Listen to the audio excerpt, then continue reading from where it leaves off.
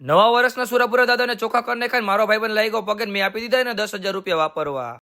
Good morning, જય માતાજી, સ્વાગત છે તમારું બધાનું અમારા મિની વ્લોગમાં. આજે છે નવું વર્ષ, તો નવા વર્ષને બધાને હાર્દિક શુભકામના. સવારના વાગે કહેતા 6 ને આપણે 9 થઈ ગયા હતા ફ્રેશ ને બ્લેક બેબીને કાઢીને નીકળી ગયા દાદાના ચોખા કરવા.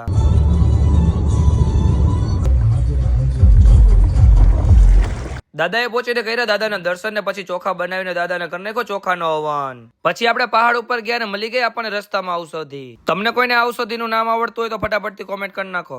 રસ્તામાં આવી ગઈ નદી ને આપણે નદીને પાર કરવા હાટુ આપણે બૂટને નવરાવા પડ્યા. સવારમાં મારા કાકાએ ગાંઠિયા બનાવવાનું કરી દીધું ચાલુ ને આપણે પી લીધી ચા અને ખાઈ લીધા ગાંઠિયા. પછી લઈ લીધી સુરાપુરા દાદાની ચોખાની પ્રસાદી. પછી નીકળી ગયા અમારા ગામડા બાજુ.